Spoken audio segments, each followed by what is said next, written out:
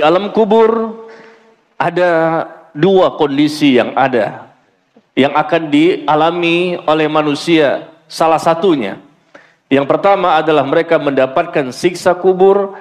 Yang kedua, bisa jadi mereka mendapatkan nikmat kubur. Dan berbeda antara alam kubur dan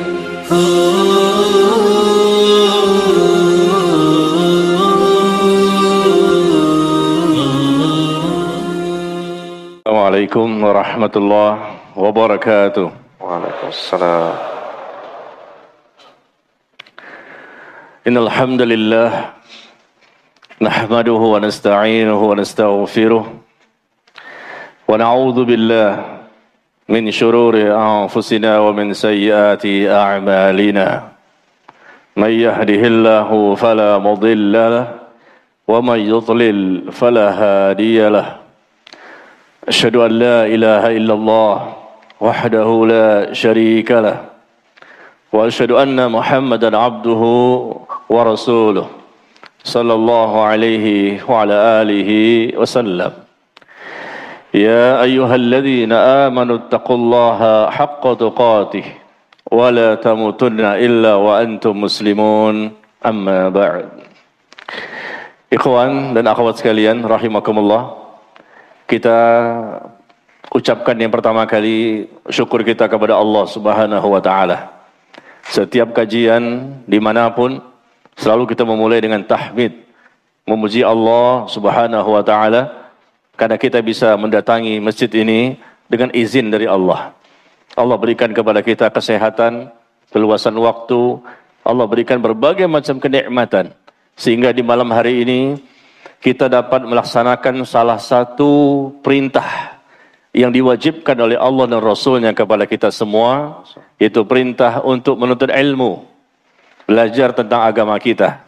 Meskipun suasana di malam hari, tapi tetap kita berusaha mendatangi masjid ini untuk memenuhi perintah yang diwajibkan oleh Allah dan Rasul tersebut, dan kita berharap usaha dan langkah kita ini dicatat sebagai amal saleh. Amin ya rabbal alamin. Amal saleh yang dapat memperberat timbangan kita nanti pada hari kiamat.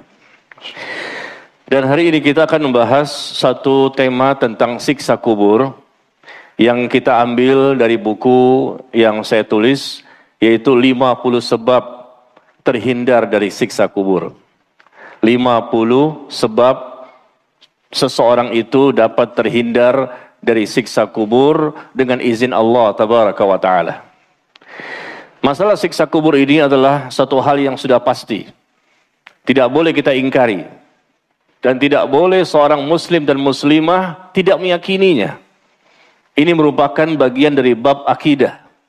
Seluruh ulama Ahlus Sunnah wal Jamaah sepakat bahwa kehidupan setelah kematian itu ada, yaitu kehidupan di alam kubur, kehidupan setelah kematian. Apakah meninggalnya husnul khatimah atau su'ul khatimah, pasti semuanya akan berpindah ke alam yang lain yang bernama alam kubur. Di alam kubur ada dua kondisi yang akan dialami oleh manusia. Salah satunya, yang pertama adalah mereka mendapatkan siksa kubur. Yang kedua, bisa jadi mereka mendapatkan nikmat kubur. Dan berbeda antara alam kubur dan kuburan. Kalau kuburan yang biasa kita lihat itu, ya kita bisa lihat dengan mata kepala kita, kuburan, yaitu disitulah kita meletakkan jasad jenazah seorang manusia yang sudah meninggal dunia. Itu kuburan. Adapun alam kubur bukanlah kuburan. Alam kubur alam yang lain. Adapun kuburan adalah alam dunia yang kita masukkan ke dalam liang lahat jenazah seorang manusia. Alam kubur alam yang lain yang berbeda dengan alam dunia. Begitu dicabut ruh nyawa seorang muslim atau dicabut nyawa seorang kafir, maka mereka semuanya berpindah ke alam kubur. Nah, di sanalah mereka akan mengalami berbagai macam peristiwa-peristiwa yang kita bisa baca keterangannya begitu banyak dalam Al-Quran dan hadis Nabi Sallallahu Alaihi Wasallam. Nah, ikhwan dan akhwat sekalian, peristiwa yang ada di alam kubur ini sangat menakutkan bagi para sahabat Nabi alaihissalatu wassalam. Sampai-sampai diriwayatkan bahwa Utsman bin Affan radhiyallahu anhu, apabila beliau berdiri di kuburan, ini Utsman bin Affan ya, luar biasa, yang sudah dijamin bahwa dia akan masuk ke dalam surga. Ketika beliau berdiri di kuburan, maka beliau menangis sampai jenggotnya pun basah. Kemudian ada yang mengatakan kepadanya, engkau menyebutkan tentang surga, engkau menyebutkan tentang neraka, tetapi engkau tidak menangis. Dan engkau menangis karena engkau berada di kuburan. Kenapa seperti itu? Maka beliau berkata bahwa sesungguhnya aku mendengar Rasulullah sallallahu alaihi wasallam bersabda, al-qabru awwalu manazilil akhirah. Sesungguhnya kuburan itu tempat pertama kali dari kehidupan akhirat. Kita bicara masalah akhirat. Akhirat yang pertama kali adalah kehidupan di alam kubur. Begitu kita dicabut nyawa, berpindah ke alam kubur itu kehidupan pertama kali alam akhirat sebelum mendapatkan tahapan-tahapan berikutnya yang sangat panjang, lalu seseorang akan mendapatkan surga atau neraka. Maka beliau mengatakan bahwa kuburan itu tempat pertama kali kehidupan akhirat. Jika seseorang selamat dari apa yang ada di alam kubur, maka kehidupan setelahnya akan lebih mudah. Kehidupannya yang setelahnya akan lebih mudah. Tetapi apabila seseorang tidak selamat ketika mereka sudah berada di alam kubur, maka kehidupan setelahnya akan lebih berat. Orang yang selamat di akhirat karena mereka selamat di alam kuburnya. Orang yang selamat di alam kuburnya karena mereka selamat ketika di akhir hidupnya dapat meninggal dalam kondisi husnul khatimah. Husnul khatimah itulah yang menentukan sehingga mereka setelah itu insya Allah mendapatkan nikmat kubur.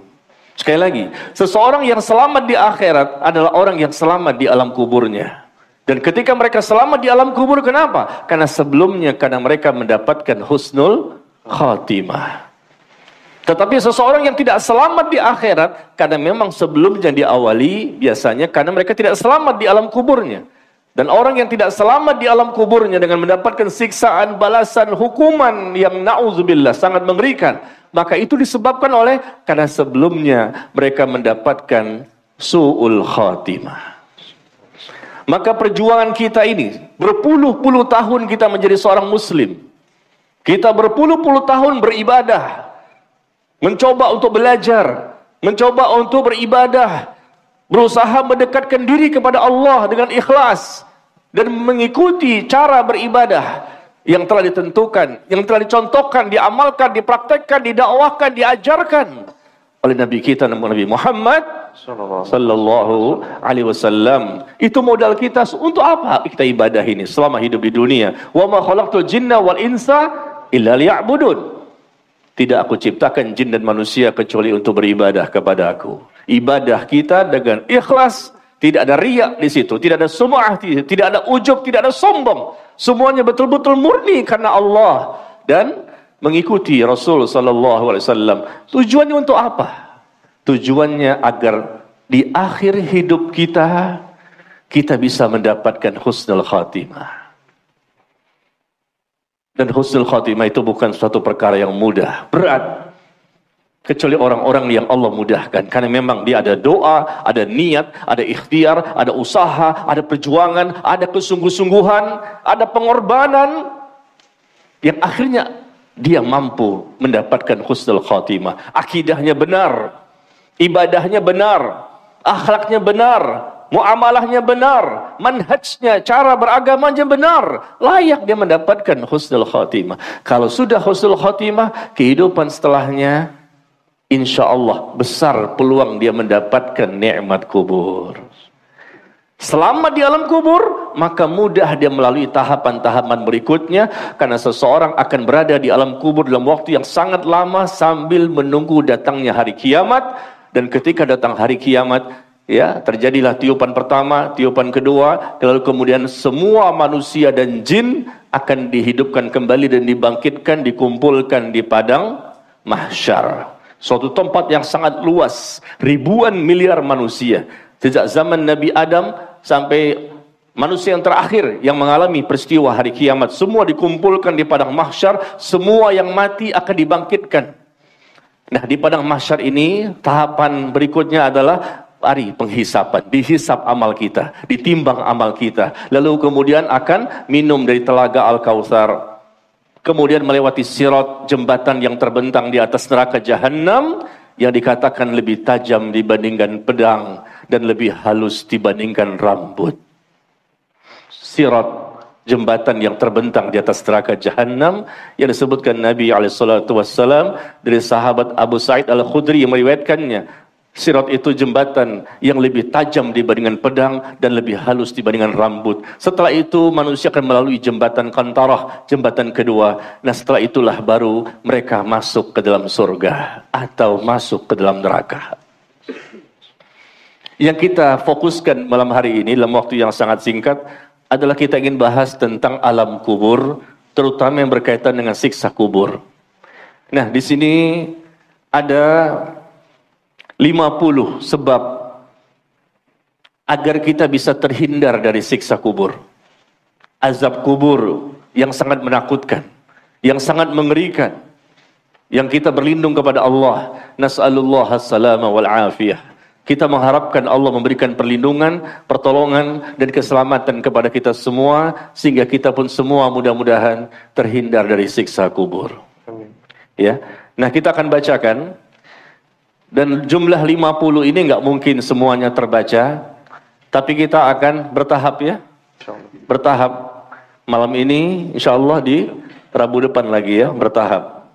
Ya, kita ambil beberapa poin yang kita bisa bacakan. Bagaimana caranya agar kita bisa terhindar dari siksa kubur? Yang pertama, menjadi mukmin yang bertauhid. Sebab yang pertama, seseorang itu terhindar dari siksa kubur, yaitu menjadi mukmin yang bertauhid. Intinya, seluruh amal soleh itu punya peluang untuk bisa menjadikan seseorang terhindar dari siksa kubur.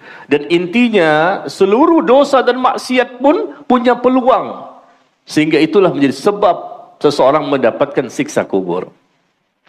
Jadi pertama, menjadi mukmin yang bertauhid, mukmin yang betul-betul beriman, memiliki akidah yang sahihah. Bukan sekedar mukmin, bukan sembarang mukmin. Karena banyak orang yang mengaku Islam, mereka mengaku Muslim, KTP-nya Islam, tapi ternyata dalam kehidupan sehari-hari tidak mencerminkan seorang Muslim. Maka hendaknya kita menjadi seorang mukmin yang bertauhid. Karena Nabi SAW bersabda, jika seorang mukmin telah diletakkan di dalam kuburnya, ya, lalu dia pun akan didatangi oleh malaikat. Dan malaikat ini adalah malaikat Munkar dan Nakir, yang akan bertanya kepadanya tentang 3 pertanyaan. Man rabbuka? Siapa Tuhanmu? Man nabiyuka? Siapa nabimu? Ya, dan ditanya juga ya tentang apa satu lagi? Apa agamamu? Siapa Rabbmu? Siapa nabimu? Dan apa agamamu? Ditanya 3 pertanyaan yang sangat mudah untuk kita jawab saat ini. Tapi nanti di sana yang menjawab bukanlah sekedar lisan, tapi iman dan amal saleh. Maka seseorang yang sudah diletakkan di dalam kuburnya didatangi oleh malaikat, lalu dia pun akan bersaksi. Dia bersaksi bahwasanya la ilaha illallah Muhammadur Rasulullah. Tidak ada ilah yang berhak disembah dengan benar kecuali Allah, dan bahwasanya Muhammad adalah utusannya, utusan Allah. Maka itulah makna dari kalimat di mana Allah berfirman di surah Ibrahim. Di surah Ibrahim, surah ke-14. Surah ke-14 ayat ke-27. Yuthabbitullahu alladhina amanu bil qawli tsabit fil hayatid dunya wa fil akhirah. Allah akan meneguhkan iman orang-orang yang beriman dengan perkataan yang teguh, ucapan yang teguh dalam kehidupan di dunia dan di akhirat. Dia mampu menjawab. Di dunia Allah teguhkan dia, mengucapkan la ilaha illallah. Di akhirat pun nanti di alam kubur Allah teguhkan dia. Allah mampukan dia untuk bisa menjawab pertanyaan-pertanyaan dari malaikat Munkar dan Nakir. Ini namanya fitnah kubur. Semua kita akan mengalami. Akan ditanya. Yang muslim maupun yang kafir. Muslim, munafik, atau kafir. Ada 3 klasifikasi manusia di muka bumi ini. Tidak ada yang keempat, hanya 3. Mukmin, munafik, kafir. Semuanya akan diminta untuk menjawab. Orang-orang yang memang harus menjawab. Ya, kecuali para nabi dan rasul, sudah jelas mereka orang-orang yang mulia. Dan bahkan sebagian ulama mengatakan mereka tidak akan ditanya tentang pertanyaan-pertanyaan seperti itu. Karena mereka sudah jelas surganya. Tetapi kita, orang biasa, orang awam, orang yang banyak dosa, dan kita bukan para nabi dan rasul, maka akan ditanya. Demikian Nabi mengatakan seperti itu.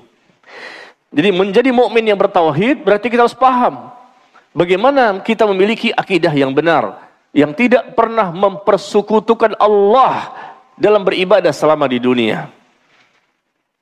Tidak ada sedikit pun di hati kita, atau di lisan kita, atau dalam perbuatan kita, adanya unsur kesyirikan. Karena syirik merupakan dosa besar yang paling besar, kemungkaran yang paling mungkar, kezoliman yang paling zolim, dan kesesatan yang paling sesat. Dosa besar yang paling besar, yaitu dosa syirik.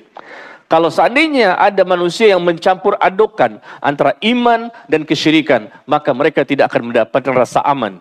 Allah berfirman di surah Al-An'am, di surah ke-6 ayat ke-82.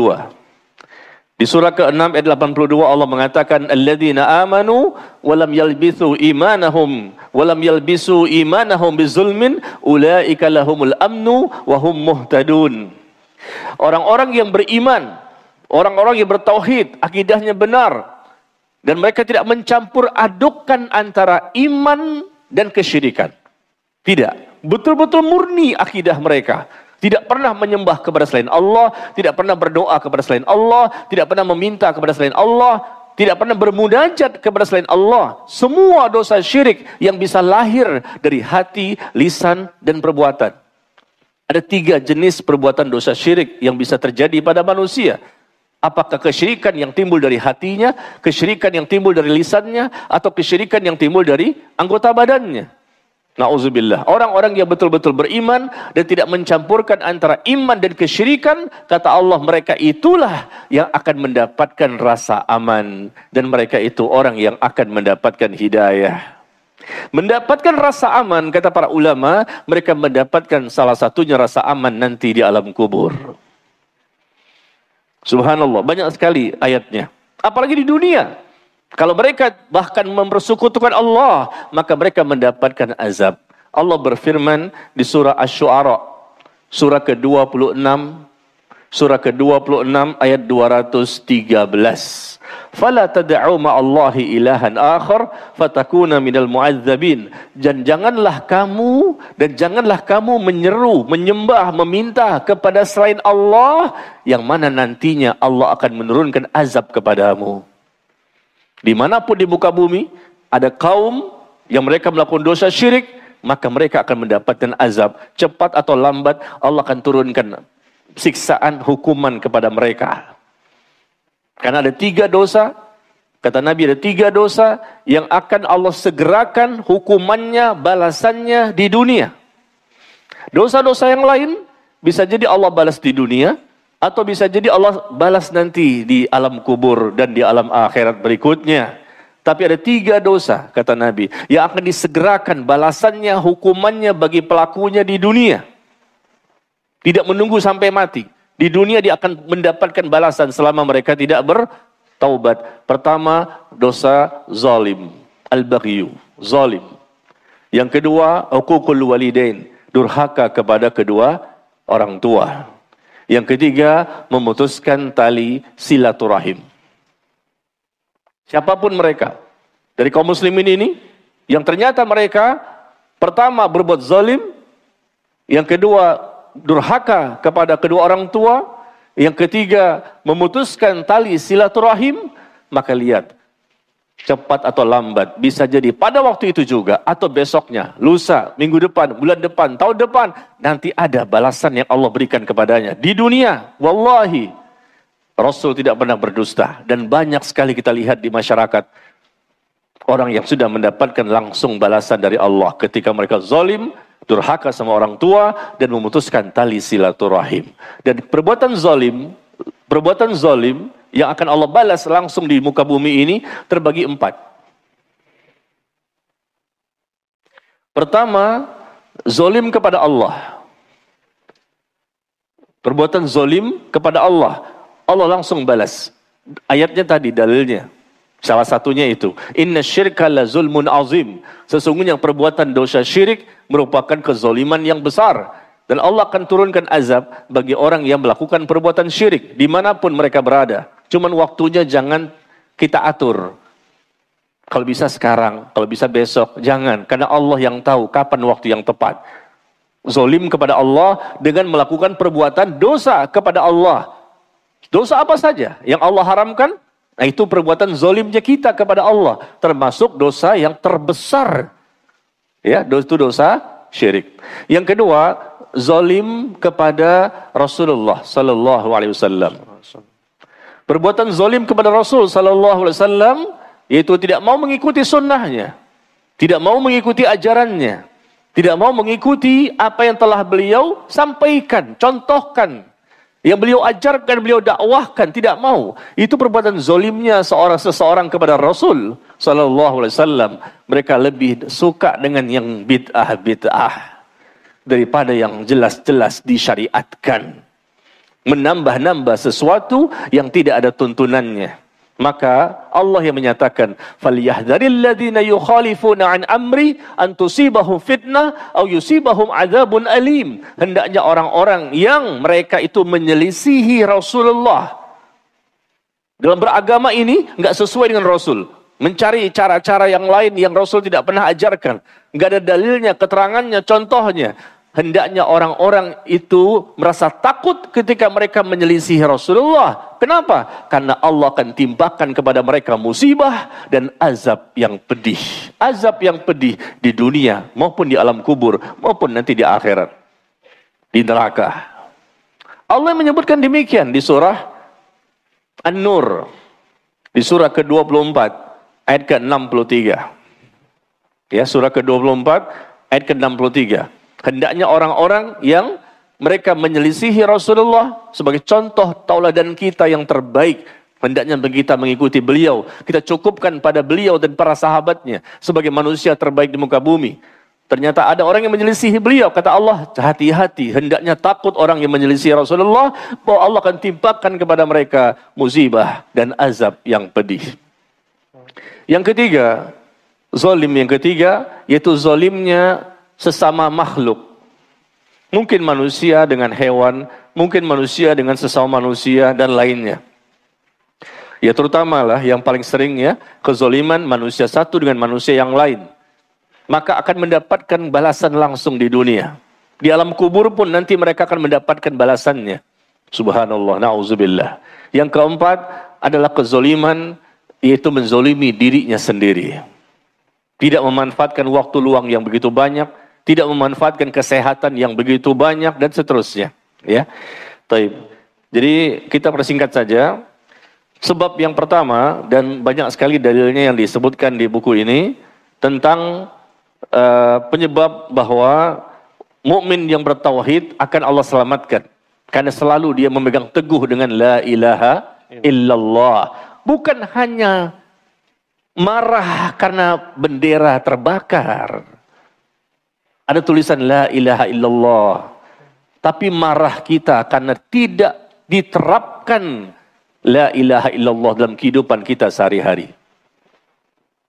Kenapa kita tidak marah ketika banyak kaum muslimin yang berdoa, meminta, memohon kepada selain Allah, yang mereka berada di kubur-kuburan, di kubur-kubur orang-orang yang dianggap keramat, orang-orang saleh, orang-orang yang katanya punya ya ketinggian ilmu dan lain-lain. Mereka minta langsung kepada penghuni kubur. Itu kan dosa besar, bukan ke Allah, tapi mereka minta kepada penghuni kubur. Ini perbuatan syirik. Karena berdoa kepada selain Allah, itu seharusnya lebih marah kita. Karena penerapannya kita lihat bertentangan dengan la ilaha illallah. Tapi ternyata tidak seperti itu ya. Tidak heboh secara nasional. Baik. Nah, kita lihat sebab kedua. Sebab kedua, seseorang dapat terhindar, ini secara singkat ya. Terhindar dari siksa kubur adalah tidak termasuk bagian dari orang kafir. Tidak termasuk dari bagian orang kafir. Karena orang kafir akan mendapatkan siksa kubur sampai hari kiamat. Tidak pernah berhenti. Dan kita lihat contohnya Fir'aun dan bala tentaranya.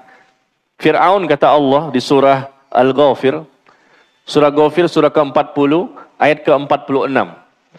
Ya, surah 40 ayat ke-46. Allah menjelaskan an-naru yu'raduna 'alaiha 'aduwwan wa 'ashiyya. Kepada mereka Fir'aun dan bala tentaranya yang ditenggelamkan di Laut Merah.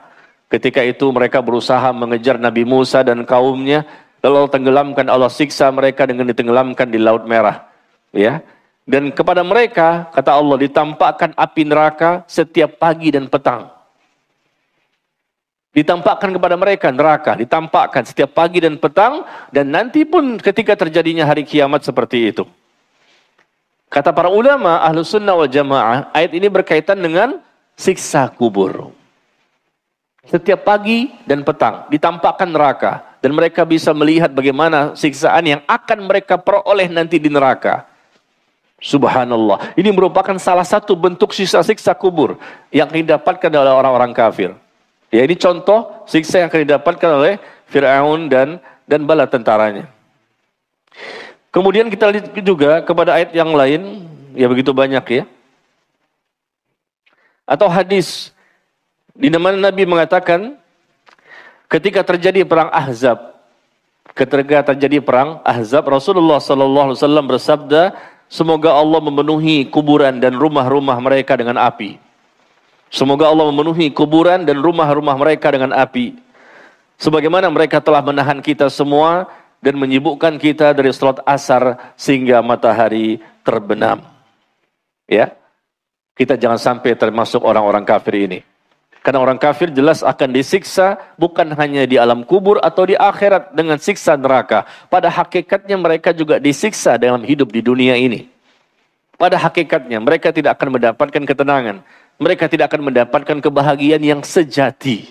Karena bahagia itu nikmat yang ada di tangan Allah. Dan Allah akan tanamkan ke dalam hati orang-orang yang beriman, yang bertauhid, yang memiliki akidah yang benar dan mengikuti Rasulullah SAW. Dengan kekayaan mereka tidak ada artinya. Dengan kemewahan mereka tidak ada artinya.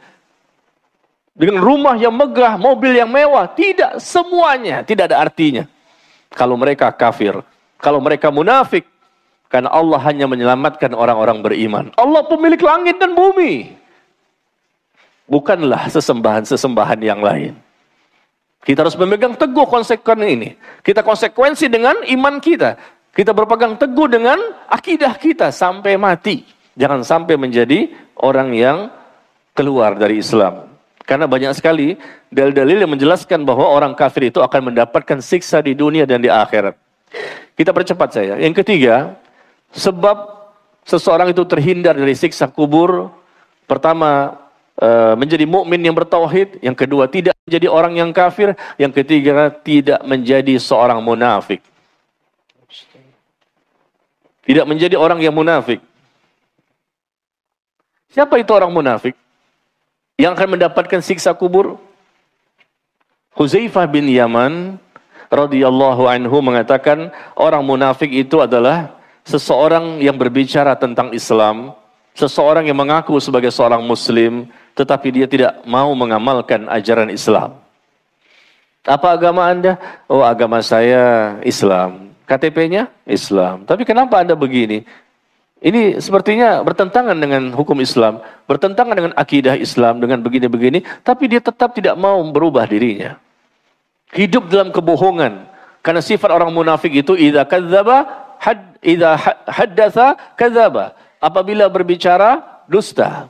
Apabila berjanji ingkar. Apabila diberikan amanah berkhianat. Ada enggak orang seperti ini?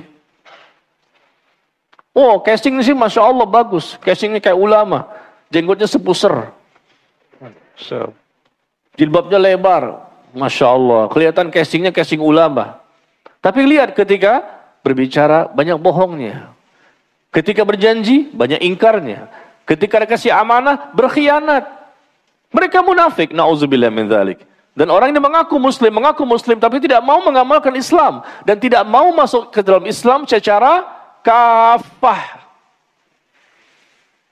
Padahal Allah mengatakan, ya ayyuhalladzina amanu, wahai orang-orang yang beriman, masuklah kalian ke dalam Islam secara kafah, secara keseluruhan. Ayo dong. Ayo ikhwan dan akhwat, saya mengajak diri saya dan seluruh yang hadir. Yuk, kita masuk ke dalam Islam secara keseluruhan. Jangan setengah-setengah. Hidup kita ini kan sebentar kan, pasti mati. Berapa? 60, 70, 80 tahun. Sangat sedikit. Mati itu pasti. Lalu kita tidak mau mengambil ajaran Islam secara keseluruhan, setengah-setengah. Atau mengambil sesuai dengan hawa nafsu kita, selera logika kita, selera kepentingan duniawi kita. Padahal kehidupan dunia pasti binasa. Pasti kita akan tinggalkan. Benar? Dan kehidupan yang kekal abadi selama-lamanya adalah kehidupan akhirat. Kehidupan yang sangat mengembirakan hati. Jadi orang munafik dikatakan dalam Al-Quran maupun hadis, ya, silakan nanti antum bisa barangkali memiliki bukunya dan bisa dibaca sendiri. Dalil-dalilnya secara banyak, ya, yang disampaikan di buku ini. Ya, salah satunya adalah di mana dijelaskan bahwa oleh Rasul sallallahu alaihi wasallam, dan adapun orang kafir dan orang munafik, kata Nabi, maka kedua malaikat akan bertanya kepadanya, apa jawabanmu tentang orang ini? Apa jawabanmu tentang Rasulullah sallallahu alaihi wasallam? Maka dia mengatakan, la adri, aku tidak tahu. Ketika ditanya, ya, masuk ke alam kubur, ditanya oleh malaikat Munkar dan Nakir, kamu gimana? Kenal enggak dengan orang ini? Tidak tahu. Dia tidak tahu siapa itu Rasulullah. Meskipun pernah ketemu dengan Rasul ketika di dunia, dulu masih hidup. Tapi nanti di sana yang menjawab ialah iman dan amal soleh, bukan mata kepala. Apalagi orang yang tidak pernah bertemu dengan mata kepala. Maka dia mengatakan, aku tidak tahu. Aku mengatakan apa yang dikatakan oleh orang-orang. Maka kedua malaikat mengatakan, tidak, engkau sebenarnya tahu dan engkau tidak mau mengikuti. Tahu sebetulnya, tapi tidak mau mengikuti. Dia kafir maupun munafik. Kemudian dia pun dipukul dengan palu besar. Dipukul dengan palu besar dari besi dengan satu kali pukulan di antara kedua telinga, di tengah-tengah di sini.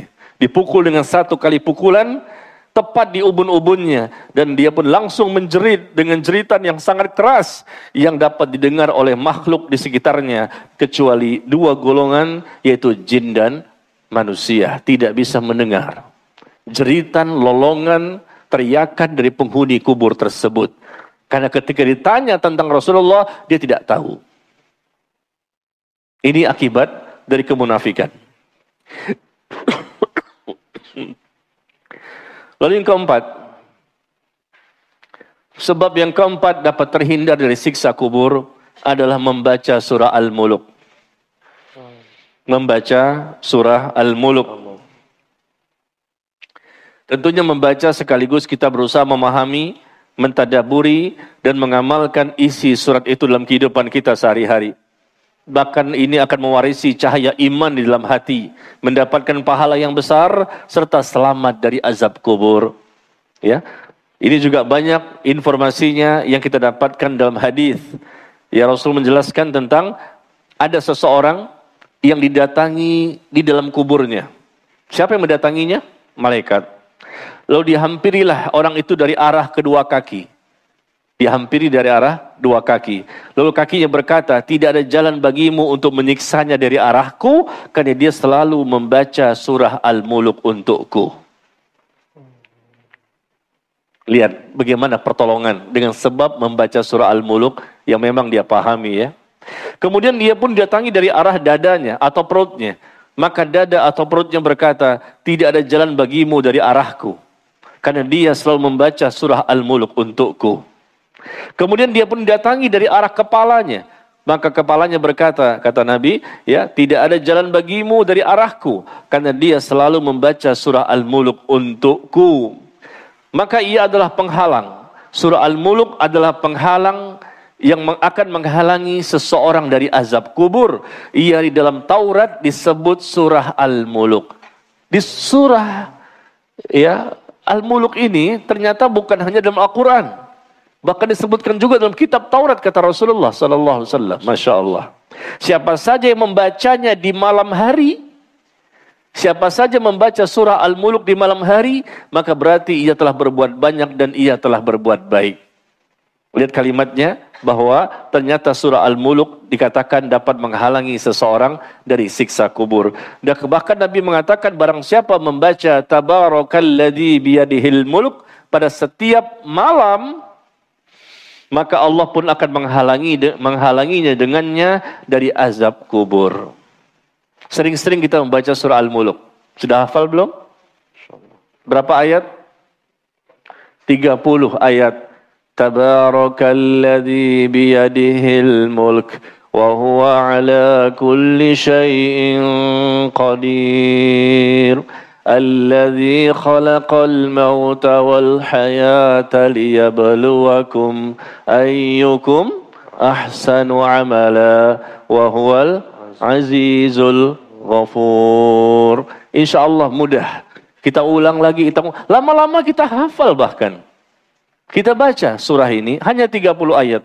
Bahkan Nabi SAW menjelaskan bahwa surah Al-Muluk ini nanti akan memberikan syafaat kepada seseorang sehingga dia terhindar dari siksa api neraka.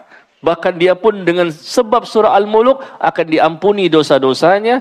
Bahkan Jabir bin Abdullah radhiyallahu anhu berkata, anna Nabiya sallallahu alaihi wasallam kana la yanamu hatta yaqra alif lam mim tanzil wa tabarakalladzi biyadihil mulk. Jabir bin Abdullah radhiyallahu anhu berkata bahwasanya Nabi tidak pernah tidur sampai beliau membaca terlebih dahulu surah alif lam mim tanzil, yaitu surah As-Sajdah, dan tabarakalladzi biyadihil mulk, yaitu surah Al-Muluk.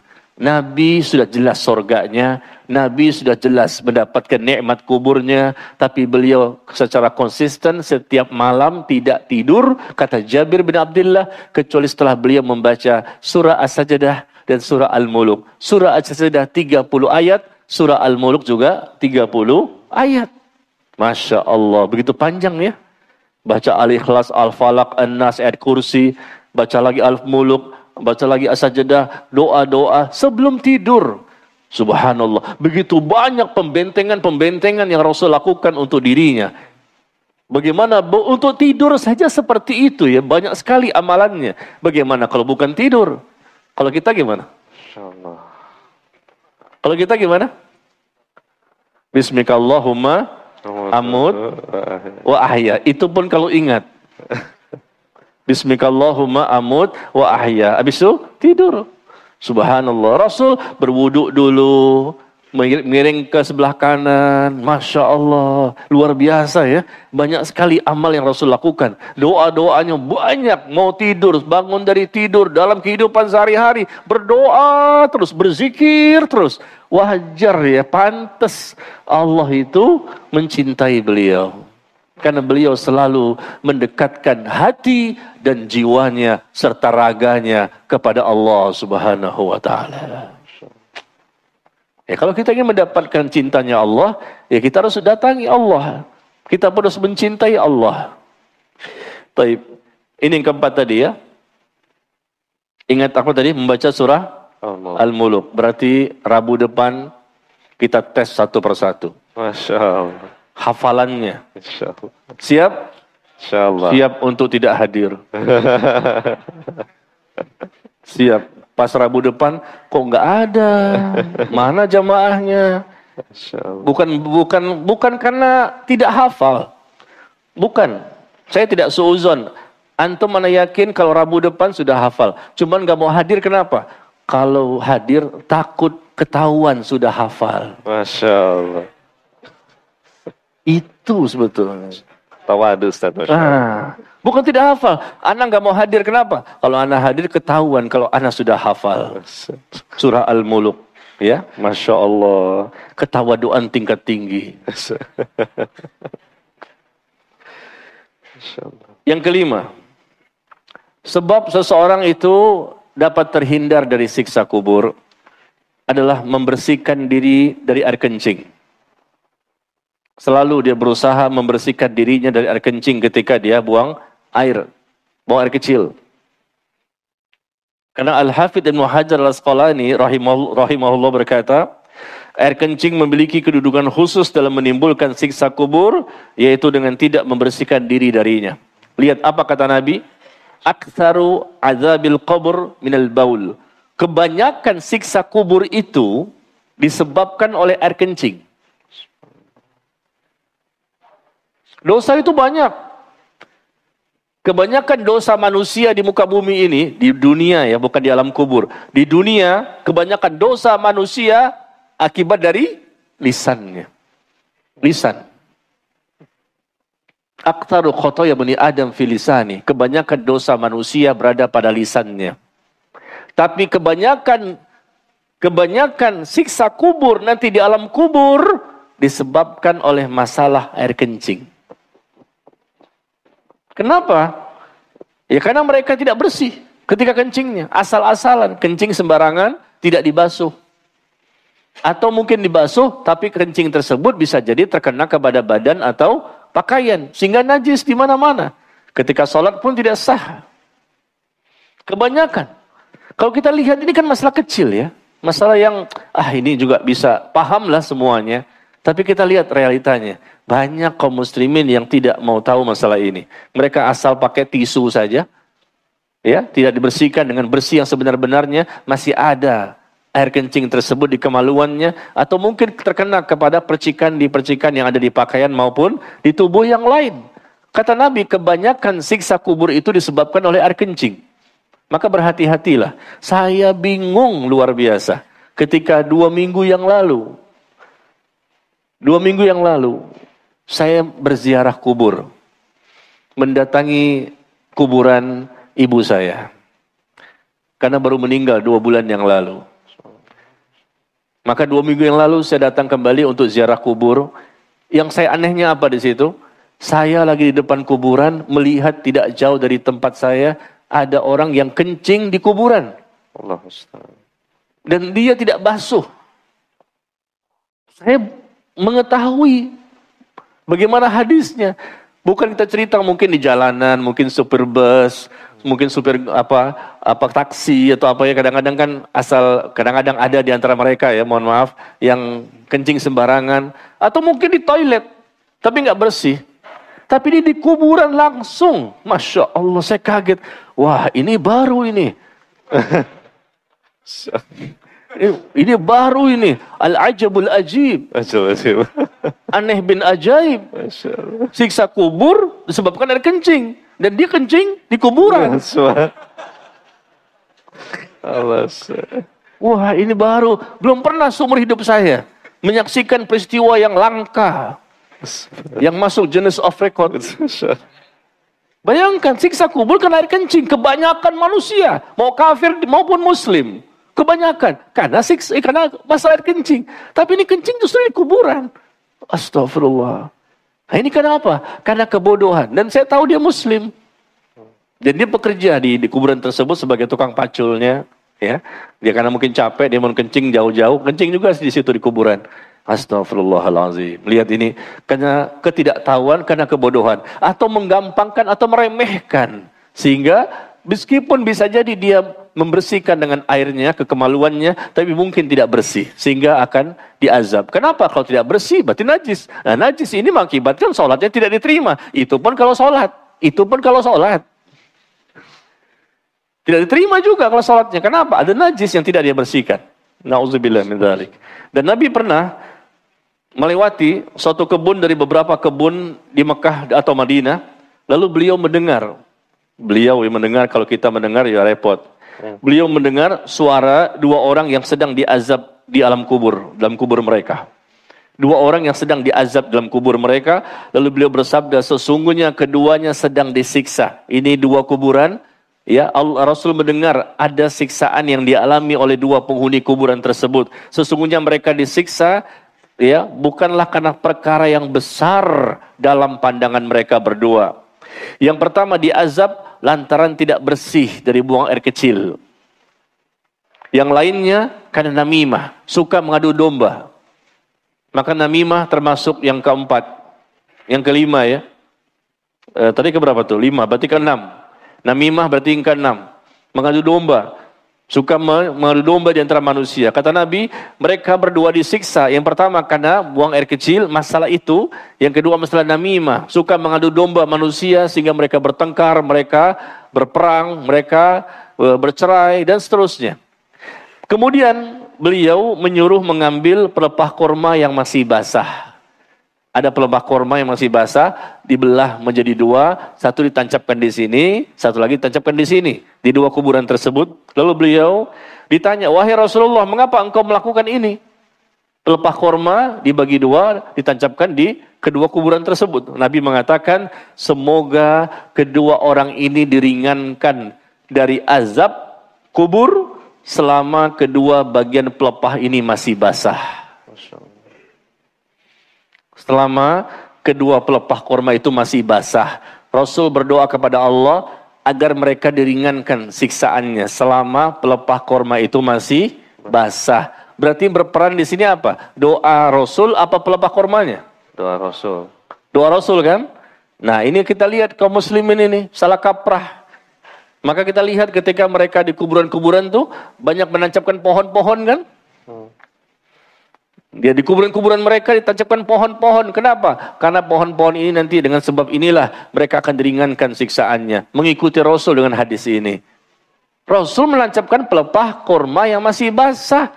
Dan bukan karena dia, tapi doanya Rasul. Semoga kedua penghuni kuburan ini diringankan dari azab selama pelepah korma masih basah. Maka kita jangan menancapkan pohon-pohon di kuburan. Ya, pohon apa? Pohon kelapa. Kelapa tuh kan tinggi banget tuh. Beringin saya. Nanti ke bawah-bawah itu pohon kelapa, pohon apa? Pohon cemara, pohon apa? Nanti Natalan di situ. Ya dengan harapan penghuni kubur akan terhindar dari siksa kubur. Itu enggak ada ya, enggak ada tuntunannya ya. Jadi doa yang terpenting, bukan karena faktor dari tumbuhan tersebut. Ya. Lalu yang keberapa tadi? 6, namimah ya. Tidak melakukan namimah. Kalau seandainya seseorang melakukan namimah, mengadu domba, maka dia mendapatkan siksa kubur. Yang ketujuh, tidak melakukan ghibah. Menggibah. Ya, menggibah ini perbuatan yang sangat banyak kita saksikan. Al-Imam An-Nawawi rahimahullah menyebutkan bahwa ghibah adalah menyebutkan sesuatu yang berhubungan dengan saudaramu. Yang jika berita itu sampai kepadanya, maka dia akan membencinya. Baik itu menyebutkan aib, kekurangan di dalam badan, keturunan, agama, bahkan tentang pakaian, rumah, atau kendaraannya. Kita membongkar aib seseorang. Dia punya kekurangan, dia punya aib, dia punya dosa, lalu kita ceritakan ke orang lain. Itu ghibah. Sahabat pernah bertanya, bagaimana pendapatmu jika yang aku sampaikan itu benar? Memang ada pada diri dia. Kalau memang itu benar ada pada dia, maka kamu telah menggibahnya. Dan jika tidak ada padanya, maka itu berarti kamu berdusta atasnya. Dan menggibah itu merupakan salah satu sebab terjadinya siksa kubur.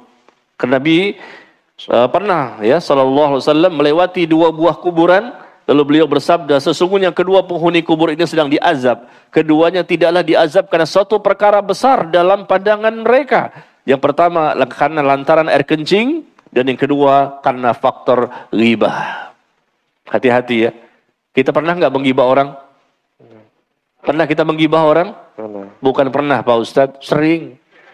Bahkan istiqomah.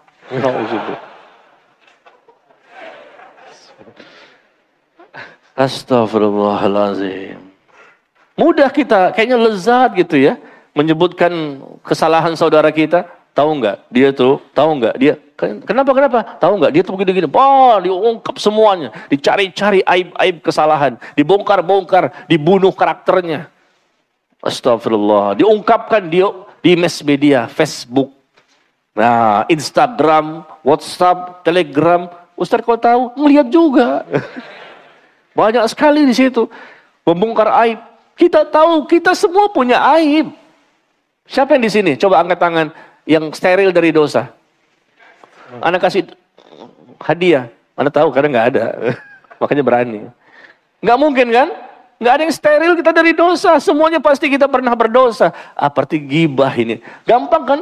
Ringan. Tahu nggak? Oh, dia tuh begitu. Kita, oh ya. Orang tidak tahu. Hanya kita yang tahu tentang dosanya dia. Kita ungkapkan. Semua jadi tahu. Gara-gara kita yang membongkarnya. Awalnya nggak ada yang tahu. Hanya kita sendiri. Tapi kemudian kita ceritakan kepada orang banyak. Sampai di sosial media, akhirnya semua orang tahu siapa dia. Kita jatuhkan dia agar tidak terpilih sebagai calon. Nah, calon apa tuh? Calon apa tuh? Nggak sebutkan calon apa nih? Karena pemilu kan bentar lagi. Ya. Itu gibah itu. Dan gibah itu akan menjadi sebab orang itu akan mendapatkan siksa kubur. Coba ketika kita ingin menggibah orang, ingat siksa kubur. Gibah, siksa kubur. Gibah, siksa kubur. Lama-lama kita tidak akan berani. Kelihatan sepele. Wah, dia kalau sholat, Masya Allah, sampai ketiduran. Saking khusyuknya tuh, sampai ketiduran. Al-Baqarah, Ali Imran, An-Nisa, Al-Maidah, dan tidur. Ya, nah, maka sholatnya nggak sah. Kenapa? Setelah itu tidur.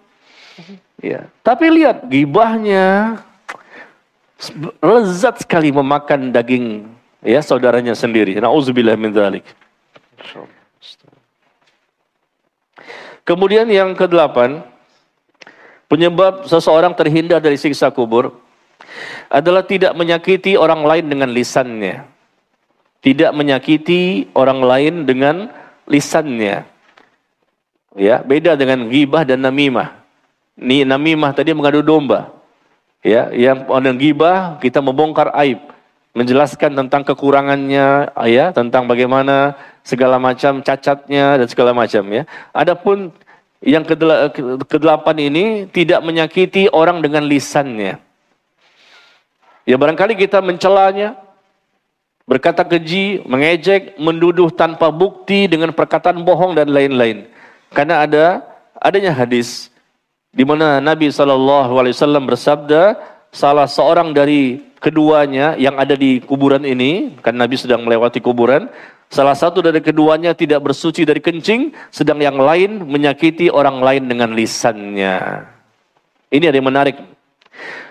Ada seorang laki-laki, suatu hari bertanya, Abu Hurairah radhiyallahu anhu, beliau berkata, ada seorang laki-laki yang bertanya, wahai Rasulullah, sesungguhnya ada seorang wanita.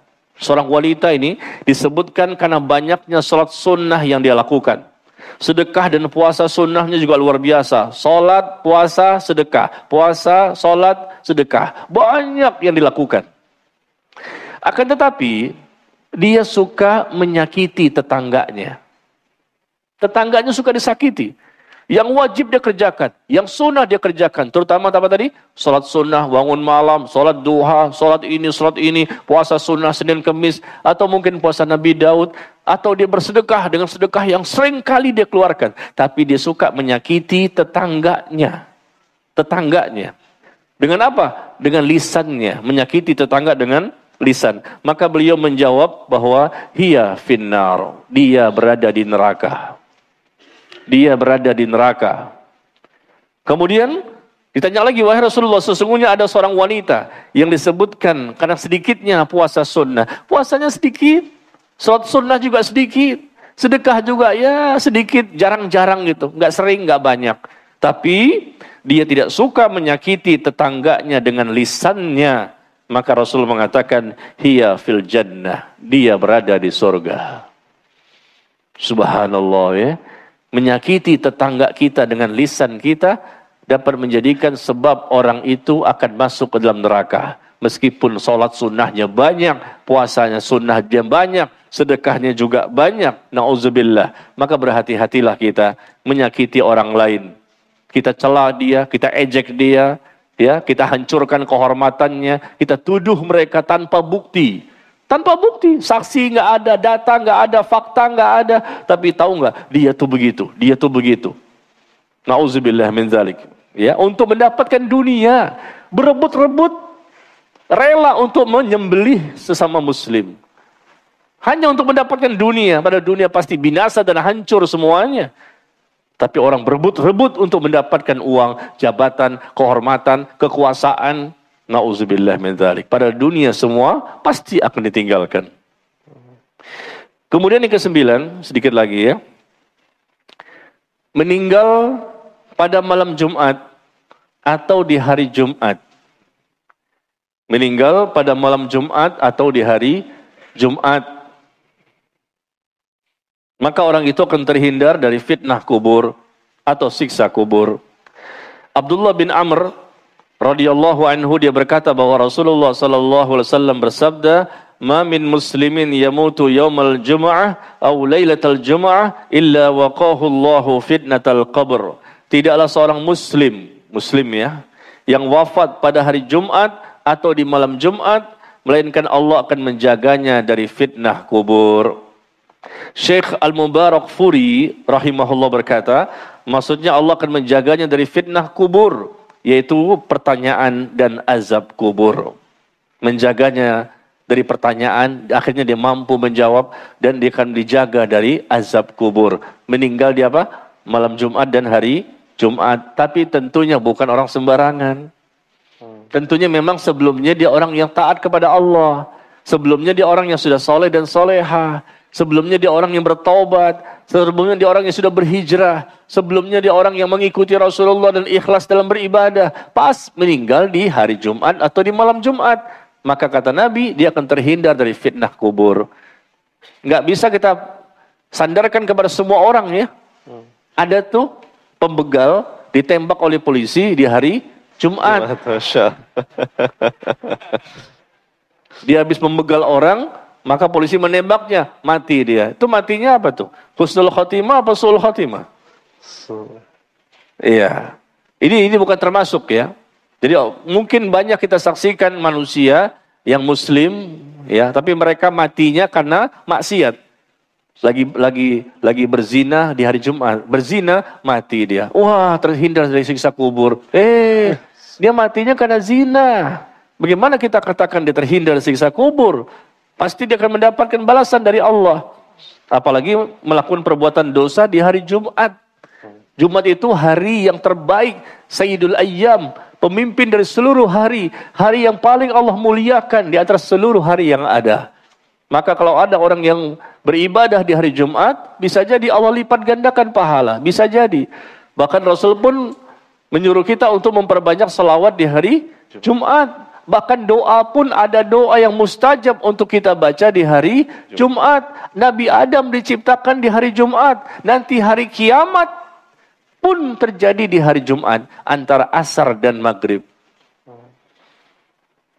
Rasul menyebutkan demikian. Hari kiamat itu akan terjadi di hari Jumat. Antara asar sampai terbenamnya matahari. Subhanallah ya. Banyak sekali keutamaannya. Taib. Kemudian yang ke-10. Ini semua ada 50 nih. Kita baru sampai nomor 10 udah jam 9. Kalau kita selesaikan 50, mungkin sampai subuh. Siap? Sampai subuh? Taib. Ana pulang duluan. Mana bisa sampai subuh? Ana pulang dulu dong. Taib. Yang ke-10 ya. Membaca, mempelajari, dan mengamalkan Al-Quran. Membaca, mempelajari, dan mengamalkan Al-Quran. Ada hadis dari Nabi SAW ya. Ana baca cepat ya, dan ringkas. Karena nggak mungkin dibaca semua dengan siapa riwayatnya, ya, kitabnya apa, ya nanti bisa makan waktu banyak. Maka nanti antum bisa baca sendirilah kalau punya bukunya. Nabi SAW bersabda, yu'tar rajul fi qabrihi. Seseorang nanti akan didatangi dalam kuburnya. Didatangi oleh siapa? Malaikat. Maka ketika didatangi dari arah kepalanya, bacaan Al-Quran dapat mencegahnya. Maksudnya mencegah dari malaikat yang akan memberikan hukuman. Bacaan Al-Quran akan mencegahnya. Nggak jadi dia disiksa kubur. Tetapi dalam hadis yang lain dijelaskan, ketika ya Rasul bertanya kepada dua malaikat, malaikat Jibril dan malaikat Mikail, tentang orang yang diazab di alam kubur, maka dikatakan, ya disampaikan pada Nabi informasinya, adapun orang yang pertama yang kamu datangi, yaitu kepalanya dipecahkan dengan batu, maka sesungguhnya ia seseorang yang mempelajari Al-Quran, kemudian ia pun menolaknya. Dia mempelajari Al-Quran, Tapi setelah itu dia tolak. Dia bantah, dia tentang, dia ingkari, dia berpaling dari Al-Quran. Dia pelajari, bukan dia tidak dipelajari. Apalagi yang tidak mempelajarinya. Ini dipelajari. Dipecahkan kepalanya dengan batu sehingga hancur berantakan. Itu salah satu siksa kubur. Kenapa? Karena dia seseorang yang mempelajari Al-Quran, kemudian dia pun menolaknya. Lihat bagaimana siksaan yang akan dia terima nanti di alam kubur. Ini baru dikubur. Bagaimana nanti di neraka? Kalau Allah tidak ampuni dosanya ketika di alam kubur, maka tentunya dia akan berlanjut dengan siksa yang akan dialami di neraka jahanam nanti. Nauzubillah. Orang yang sudah mempelajari Al-Quran, tapi dia menolak. Berarti ini orang munafik. Orang munafik seperti itu. Mereka hanya belajar untuk koleksi ilmu saja. Nauzubillah, nauzubillah. Mereka belajar Al-Quran, mereka belajar Islam, mereka belajar sunnah. Hanya koleksi saja. Dan untuk mempertontonkan bahwa mereka orang yang saleh. Kita yang sudah belajar sunnah ini belum ada jaminan masuk surga. Kalau seandainya tidak ikhlas dan mengikuti Rasul dengan sebenar-benarnya. Kalau bukan karena rahmat Allah, tidak mungkin kita bisa masuk surga. Kalau bukan karena rahmat Allah, nggak mungkin kita bisa terhindar dari siksa kubur. Kita berjuang, kita tunjukkan kepada Allah bahwa kita membutuhkan rahmatnya. Maka kita pelajari Al-Quran dengan benar. Kita baca, kita pahami, kita tadabburi, kita amalkan. Sangat bahagia orang yang bisa mengamalkan isi Al-Quran dengan sebenar-benarnya. Ya. Yang ke-11, berdoa agar terhindar dari siksa kubur. Berdoa agar terhindar dari siksa kubur. Nah, ini adalah satu perkara yang sudah mungkin sering kita lakukan ya. Karena Nabi mengajarkan apabila salah seorang dari kalian membaca tasyahud akhir, maka hendaknya berlindung kepada Allah dari 4 perkara. Ketika kita baca tahiyat, innaka hamidum majid. Nah, sebelum salam hendaknya kita baca Allahumma inni a'udzubika min adzabi jahannam wa min adzabil qubur wa min fitnatil mahya wal mamat wa min fitnatil masihid Dajjal. Ada 4 doa perlindungan yang Rasul ajarkan. Rasul baca, sahabat baca. Apalagi kita. Ya Allah, aku berlindung kepadamu dari siksa neraka jahanam. Aku berlindung kepadamu, ya Allah, dari siksa kubur. Aku berlindung kepadamu, ya Allah, dari fitnah hidup dan mati. Dan aku berlindung kepadamu, ya Allah, dari fitnah al-masih ad-dajjal. Ada 4 perlindungan. Kita mohon kepada Allah. Berlindung kepada Allah dari siksa kubur. Dan Rasul mengajarkan, baca ini sebelum salam. Baca juga doa di luar sholat. Perbanyak kita berdoa kepada Allah. Karena orang yang selamat di alam kubur, dia akan lebih dimudahkan Allah mengikuti tahapan-tahapan akhirat berikutnya. Tetapi orang yang tidak selamat di alam kubur, maka dia akan lebih berat menghadapi tahapan-tahapan akhirat berikutnya. Sampai di sini? Masya Allah. Baru 11? Jam 9 sudah. Masya Allah, alhamdulillah. Lanjut? Siap. Siap pulang duluan maksudnya. Ana tidak boleh berlama-lama, cukup 1 jam, jam 8 sampai jam 9. Ya, 1 jam, dapat cuma 11. Setelah itu barangkali sedikit tanya jawab, karena antum harus pulang. Ya, karena Ana tidak ingin mengganggu ibadah antum di rumah. Masya Allah. Masya Allah. Iya. Karena di rumah ini kan biasanya ibadah saat-saat jam-jam seperti ini nih. Nih ikhwan dan akhwat di rumah ke jam-jam seperti ini, itu salat malam. Masya Allah. Baca Quran berjus-jus. Masya Allah. Amin. Ya Nah, Allah. malam ini terpaksa dikurangi itu gara-gara datang kemari. Masya Allah. Masya Allah. Jadi afwan, ana mengganggu antum. Masya. Iya. Nah, supaya ibadah ini tetap nanti di rumah dijalankan, ya, maka kita jangan berlama-lama. Karena khataman Al-Quran sudah menunggu. Masya Allah. Khataman Al-Quran sudah menunggu. Tinggal 3 surat lagi. Al-Ikhlas, Al-Falaq, dan An-Nas. 3 surat lagi. Yang memang dimulai dari Al-Ikhlas juga. Al-Falaq dan An-Nas. Astagfirullah. Allah. Ya, silakan. Masya Allah. Syukur Ustaz. Haril pedas juga nih. Masya Allah. Itu yang langsung pada buru-buru pulang mau melaksanakan ibadahnya malam ini. Itu dia tuh. Masya Allah. Yang buru-buru pulang nih ketahuan. Mereka ingin sholat malam dalam mimpinya. Dalam mimpinya. Amin. Ya, brother, sisters yang ada uzur meninggalkan majelis ilmu, harap jaga ketenangan. Yang di depan sini, depan antara kamera sama panggung, mohon agak menunduk ya. Bersabar untuk pegal-pegal sedikit biar gak menghalangi kamera live stream. Dan usahakan menjaga ketenangan supaya gak mengganggu yang lain. Karena majelis masih berjalan. Baik. Kita ambil pertanyaan ya. Silakan. Sisters dulu. Sister dulu, silakan. Sister side siap? Ya. Halo? Sisters siap? Atau kita ke brothers dulu kalau Brothers belum dulu siap? nih. Brothers dulu yang udah siap mic-nya. Brothers. Tes. Oke. Yang kacamata ini tadi. Masya Allah. Tolong di-passing. Umpan lambung belakang. Sister siap-siap ya. Dan diharapkan pertanyaan sesuai dengan tema yang kita bahas ya, mudah-mudahan Iya. insya Allah. Sebutkan nama dan domisili ya. Assalamualaikum Ustaz. Waalaikumsalam. Assalamualaikum warahmatullahi Ya, Silakan. saya ingin bertanya. Boleh tahu namanya Mas? Ya, nama saya Muhammad Faris Tamara Asmara Kusuma Oh, dari silakan. Kemayoran. Silakan, Mas Faisal. Masya Allah. Silakan. Tadi sebelumnya dibahas juga tentang 3 hal ya Ustaz. Yang pertama kan mukmin yang bertauhid. Terus Ustaz menjelaskan tentang 3 hal. Yang pertama adalah zolim, durhaka, dan memutus tali silaturahim ya. Iya. Saya tertarik bertanya terkait memutus silaturahim. Kadang kita di dunia ini hidup melakukan kesalahan ya Ustaz ya. Terus kepada orang lain, yang orang itu memutus tali silaturahim dengan kita. Orang lain bukan kita. Apakah kita termasuk ke dalam orang yang melakukan dosa tersebut Ustaz? Iya. Dan bagaimana sikap kita ya? Terhadap orang yang mencoba memutus tali silaturahim itu. Dan itu yang pertama. Baik. Terus kalau memutus tali silaturahim dengan mantan itu gimana ya Ustaz? Iya, salah. Mantan Iya. mantan Mantan bos gitu ya, kan mantan kita bos. mau hijrah gitu, mantan ya seseorang lah. Masya Allah. Gitu.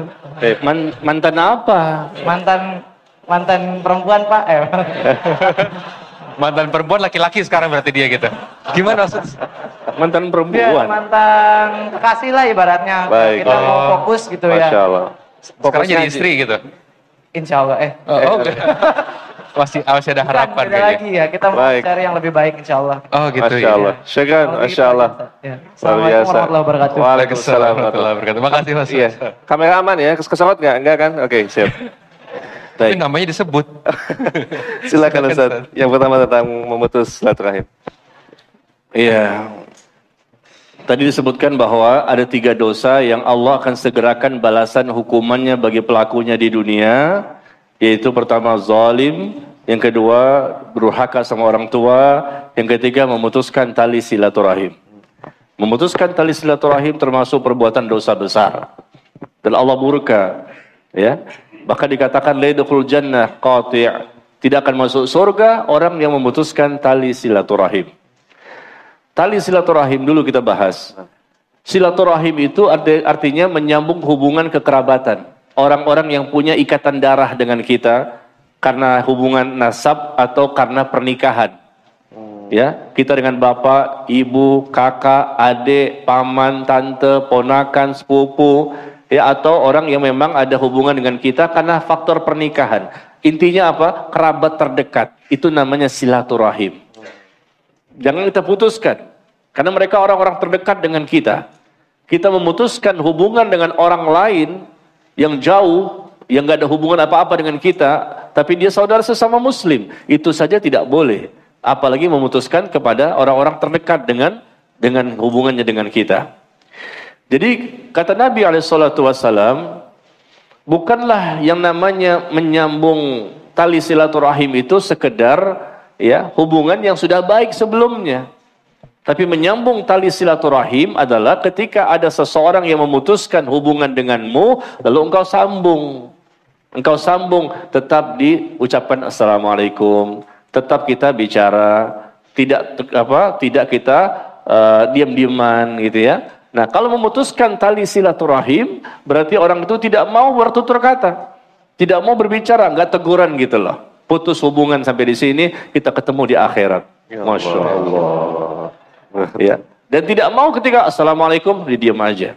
Dan tidak mau dia untuk berkata-kata, padahal dia saudara sendiri.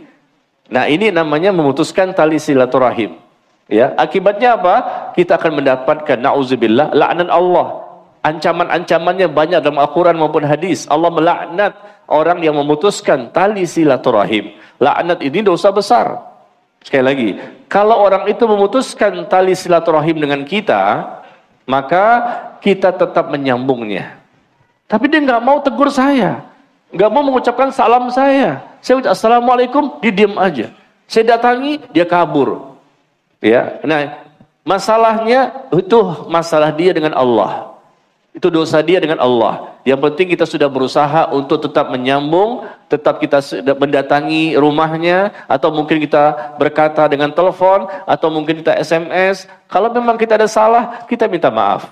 Nah, itulah namanya menyambung tali silaturahim. Tapi kalau dia tidak mau, bahkan memutuskan total, ya, padahal kita ada hubungan kerabat, hubungan ikatan darah dengan dia misalnya, sangat dekat, apalagi kakak dan adik misalnya ya, nauzubillah, atau mungkin anak dan orang tua, ya diputuskan begitu saja, maka dia akan menanggung akibatnya.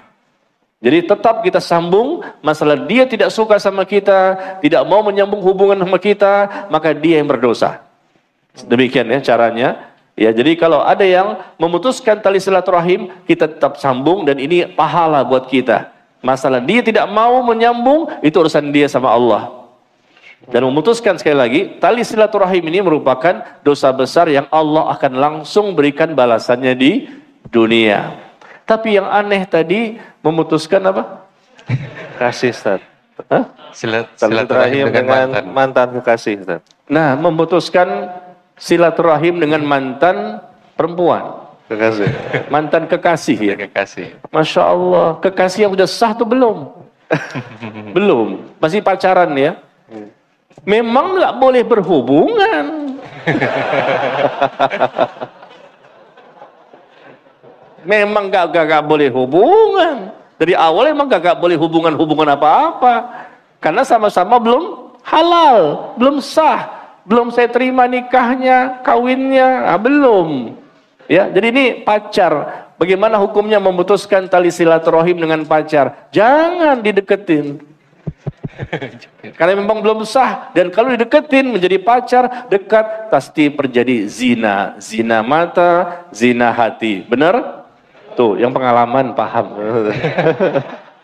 Pasti terjadi zina mata, zina hati. Mau tidur terbayang-bayang anak orang. Ya, nggak boleh. Putuskan hubungan. Itu situ bukan masalah silaturahim, tapi memang kita tidak boleh berhubungan dengan orang yang belum halal dengan kita, karena namanya pacaran bukan sekedar berbicara biasa sesama manusia, tapi ada ikatan-ikatan tertentu yang membuat hati itu semakin lengket dan melekat. Wow, lengket dan melekat. Bahasanya tuh, waduh. Maka jauhi semuanya. Kalau untuk lengket dan melekat, seolah-olah hati yang satu, jiwa yang satu, badan yang satu, itu suami dan istri. Masya Allah, kesian jomblo.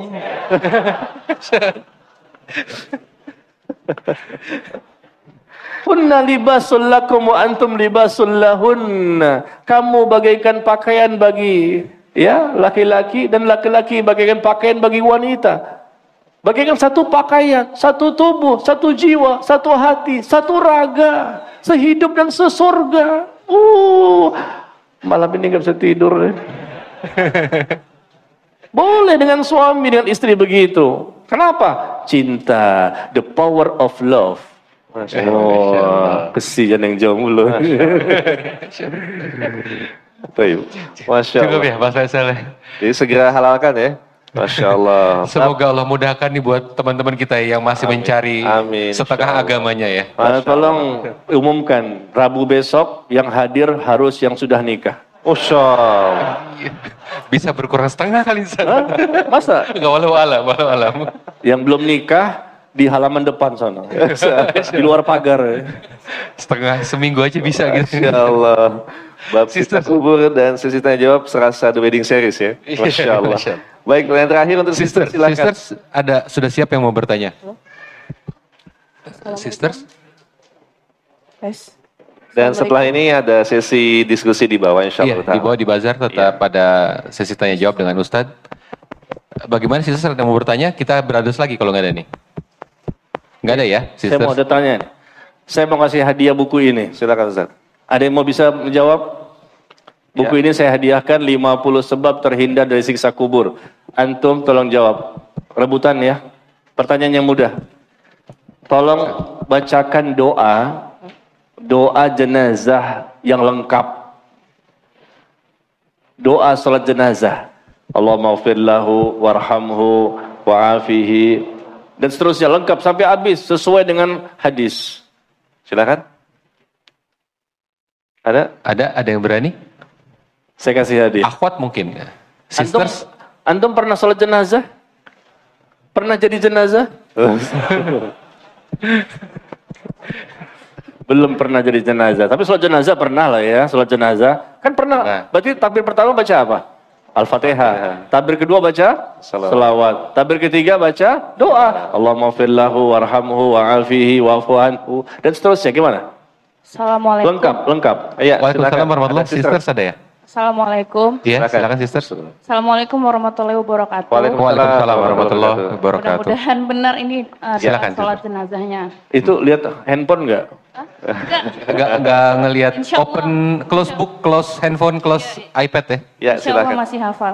Ya, Bismillahirrahmanirrahim. Ya. Allahumma gfir laha warhamha wa'afiha wa'fu anha wa akrim nuzulaha wa wasi' madkhalaha waghsilha bil ma'i wasalji wal barad wa naqiha minal khotoya kama yunaqqas saubul abyadu minad danas wa abdilha daran khairan min dariha wa ahlan khairan min ahliha wa zawjan khairan min zawjiha wa adkhilha jannah wa a'idha min azabil qabri wa fitnatiha min azabin nar. Masya Allah. Barakallahu fiik. Barakallahu fiik. Antum ya berhasil. Silakan. Masya Allah. Siap. Nanti Baik, sisters. dari melalui panitia sisters ya kita salurkan hadiahnya. Allah Ta'ala. Ternyata ikhwan kalah. Kalah sama akhwat. Gimana? Masya Allah. Ternyata ketahuan belangnya malam ini. Iya, sekalian pertanyaan Oke, mungkin. mau sisters, bertanya mungkin silakan. sisters sekalian? Terakhir. Tes. Ya, silakan. Silakan. Assalamualaikum warahmatullahi wabarakatuh. Waalaikumsalam warahmatullahi wabarakatuh. wabarakatuh. Ya, nama saya Nisa Nurdiah dari Cibubur. Silakan. Ya, silakan lebih dekat mic-nya boleh, Ya. silakan. Saya ingin bertanya, misalkan ada seseorang yang melakukan dosa seperti gibah, namimah, dan dosa-dosa yang tadi sudah disebutkan, lalu orang tersebut melakukan sholat taubat, apakah tetap mendapatkan balasannya di alam kubur dosa-dosa tersebut? Melakukan sholat apa tadi Mbak? Sholat taubat. Oh, sholat taubat. Oke. Ya, terima kasih. Ya, Ya. cukup ya. Silakan Ustaz. Dilihat Oke, kembali. terima kasih Mbak Nisa. Ya, Assalamualaikum warahmatullahi wabarakatuh. Iya, Waalaikumsalam syukran. warahmatullahi wabarakatuh. Jazakillah khairan. Di buku ini juga disebutkan salah satu penyebab seseorang terhindar dari siksa kubur di sebab yang ke berapa ya?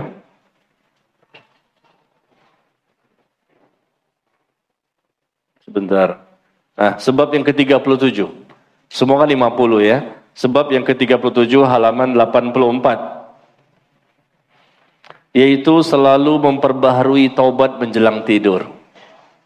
Selalu berusaha memperbaharui taubat menjelang tidur.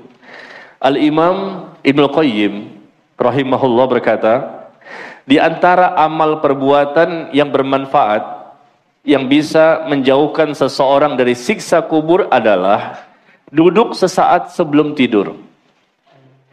Duduk sesaat sebelum tidur dengan menghitung berapa banyak keuntungan dan kerugian yang dia dapatkan selama satu hari itu. Artinya apa? Bermuhasabah.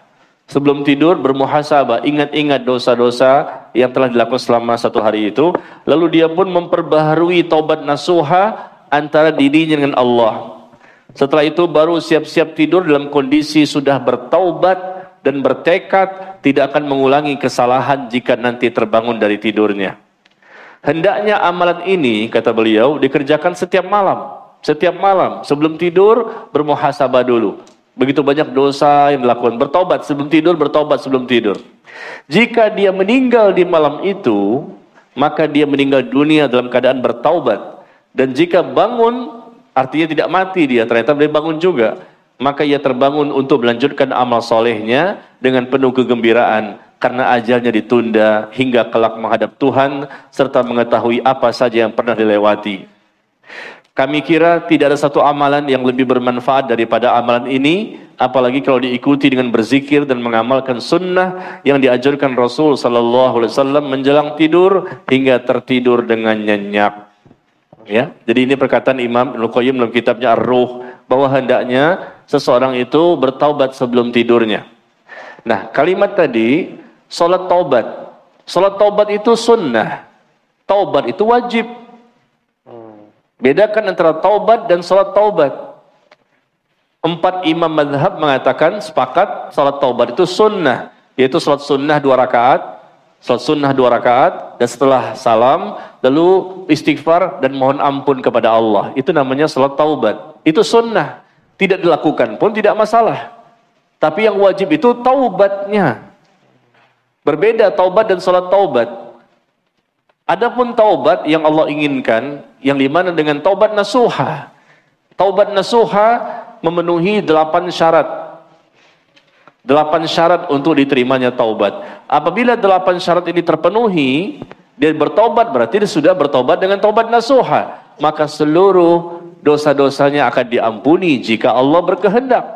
Dan kalau semua dosa sudah diampuni, maka tentunya di alam kubur sudah tidak mungkin diazab, tidak mungkin disiksa, karena sebelum dia meninggal dia sudah bertobat dengan taubat nasuha yang dilakukan dengan benar, memenuhi 8 syarat diterimanya taubat yang betul-betul. Itulah namanya taubat nasuha. Sekali lagi, salat taubat tidak termasuk kepada 8 bagian ini. Salat taubat sunnah, enggak dilakukan pun enggak masalah. Tapi kalau taubat wajib, dan perbuatan kita yang paling banyak yang kita lakukan selama di dunia adalah taubat.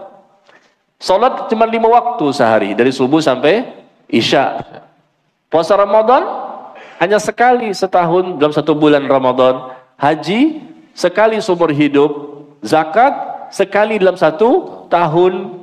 Ya, semuanya sedikit-sedikit, sekali setahun, sekali sebulan dalam setahun seperti bulan Ramadan, dan 5 kali sholat dalam sehari. Tapi kalau taubat, setiap detik, setiap hembusan nafas kita bertobat. Jadi bertobat ini ibadah yang paling banyak. Yang paling banyak, setiap saat, setiap waktu kita bertobat. Dan taubatnya yang Allah inginkan taubat nasuha. Ya, sekali lagi, taubat nasuha. Kalau betul-betul dengan taubat nasuha 8 syarat tadi, maka semua dosa akan diampuni oleh Allah. Setelah itu nanti tidak akan lagi mengalami siksa kubur, karena semua dosa Allah akan ampuni. Semua dosa, selama dia bertaubat dengan taubat nasuha. Nah, sekarang kita bahas 8 syarat untuk diterimanya taubat. Dan itulah yang namanya taubat nasuha. Perlu disampaikan? Perlu, Ustaz. Yang pertama, taubat nasuha itu yaitu menyesal. Wajib menyesal. Orang itu pasti sedih dengan perbuatan dosa yang pernah dia lakukan.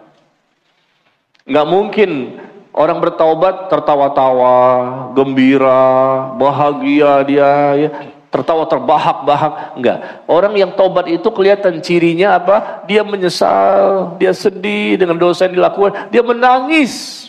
Nah, tunjukkan ekspresi kita kepada Allah, bukan riya. Kepada Allah enggak masalah, kepada manusia jangan. Ya, kita upayakan, kita tahan. Jadi tunjukkan ekspresi rasa menyesal kita, sedihnya kita akan dosa yang pernah kita lakukan. Itu yang pertama. Itulah yang dinamakan taubat nasuha yang Allah akan terima. Menyesal akan dosa yang pernah dilakukan. Yang kedua, kata para ulama, yaitu mereka memperbanyak istighfar. Beristighfar dan memohon ampun kepada Allah. Astaghfirullah, astaghfirullah, astaghfirullah. Nabi saja berdoa, beristighfar kepada Allah dalam sehari berapa kali? 100 kali. Bahkan ketika di waktu duha ya, beliau itu sering membaca Allahumma ighfirli wa tub alayya innaka antat tawwabur rahim 100 kali. Di waktu duha, Allahumma ighfirli wa tub alayya innaka antat tawwabur rahim. Allahumma ighfirli wa tub alayya innaka antat tawwabur rahim. Rasul berdoa istighfar kepada Allah 100 kali di waktu duha. Dosa beliau apa sih? Dibandingkan kita, banyakan mana sih? Tapi beliau 100 kali minimal. Ya.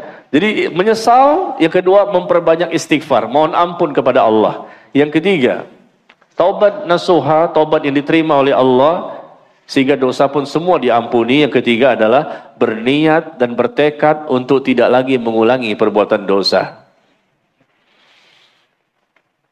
Berniat dan bertekad untuk tidak lagi mengulangi perbuatan dosa. Ya, ada semacam tekad yang kuat di hati kita. Dan kita berusaha untuk menjauhi berbagai macam sarana dan prasarana yang bisa mengantarkan kita kepada dosa. Ada semacam kekuatan, berniat dan bertekad.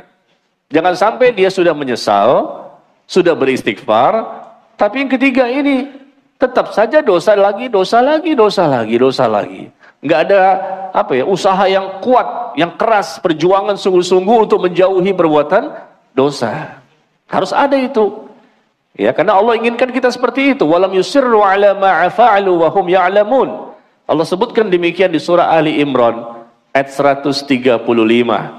Dan mereka meninggalkan perbuatan-perbuatan yang mereka lakukan itu dosa-dosa dan mereka mengetahuinya, sedangkan mereka mengetahuinya. Jadi menyesal, berbanyak istighfar dan berniat dan bertekad untuk tidak lagi jatuh kepada perbuatan dosa. Ada kekuatan, ada semangat yang tinggi sekali untuk tidak jatuh lagi. Allah melihat usaha kita.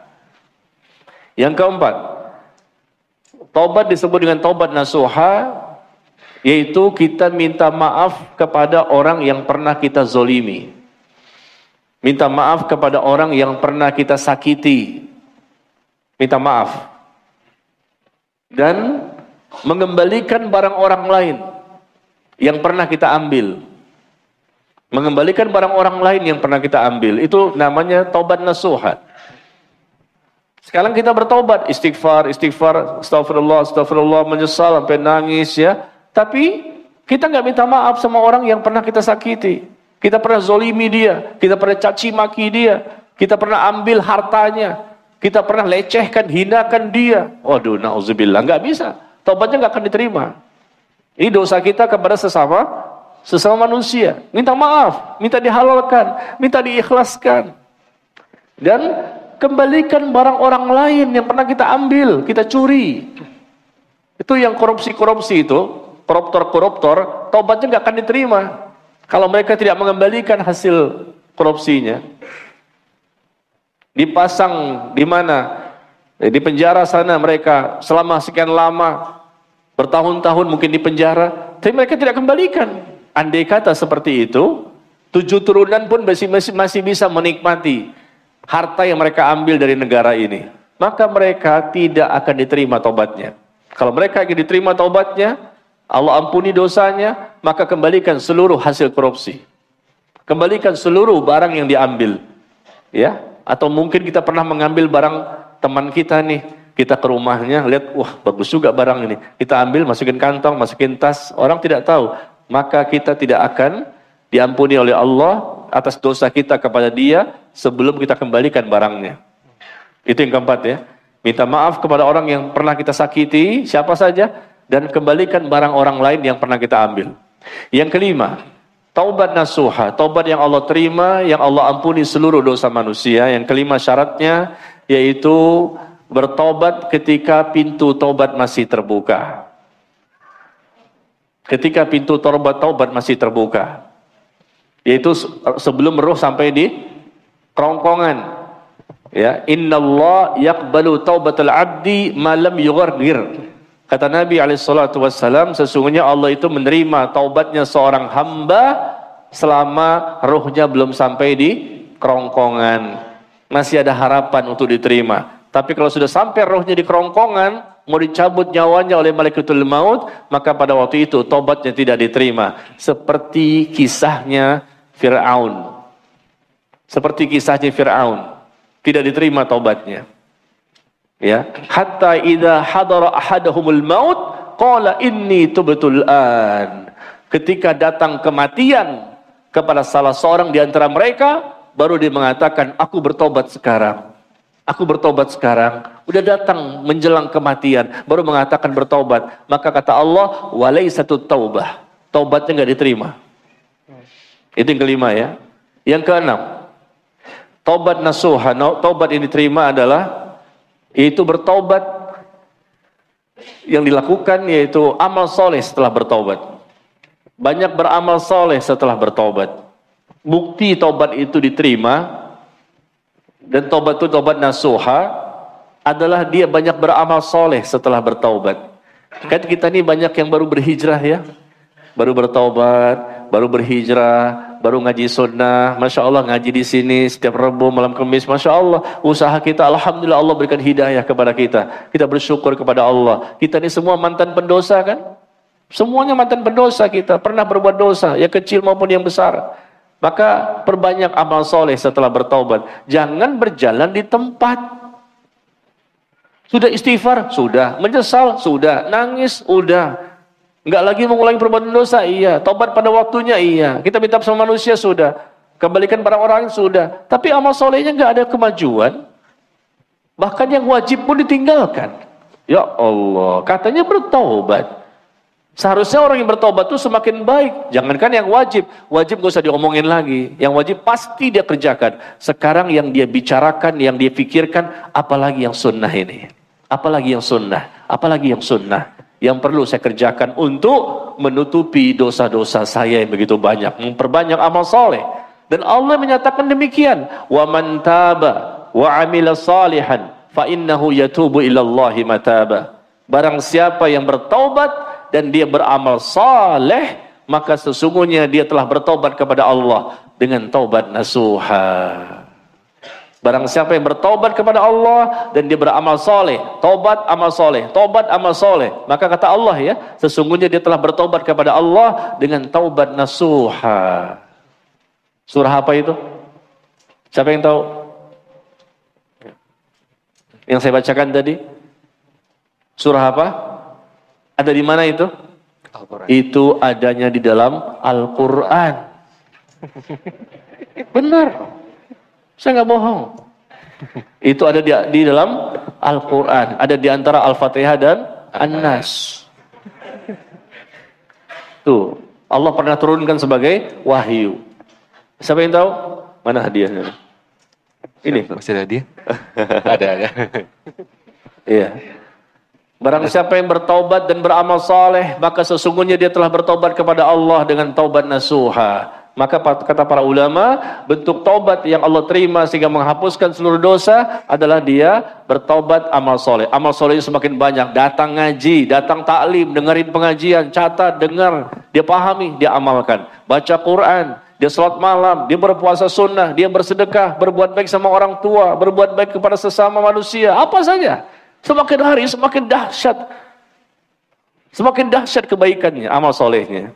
Ada yang tahu surah? Oh, silakan. Surat apa? Al-Baqarah 160. Al-Baqarah 160. Ayat 160. Bukan. Iya. Ada lagi? Oh, silakan. Al-Fajr? Ayat? Ya?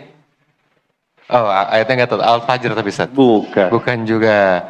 Silakan. Nah, dari sayap kanan, silakan. Iya, barakallahu. Masya Allah, barakallahu fiik. Al-Furqan ayat ke-71. Silakan. Yang menjawab dapat akhwat. Mau. Insya Allah. Masya Allah. Udah punya istri belum? Oh berarti nggak usah lagi lah. Tapi jawabnya insya Allah tadi. Udah punya masih makin nambah. Ustadznya aja pengen. Iya, Al-Furqan ayat ke-71. Betul ya, barakallahu fiik. Berapa tadi? Yang berapa tadi? 6. Sekarang ke-7 ya. Yang ke-7, syarat untuk diterimanya taubat yang disebut dengan taubat nasuha yaitu ikhlas. Ikhlas. Karena taubat itu ibadah. Ibadah harus ikhlas. Ya, tanpa ikhlas maka taubat tidak diterima. Kadang-kadang ada orang yang bertaubat tapi ria dengan taubatnya. Udah taubat ria lagi.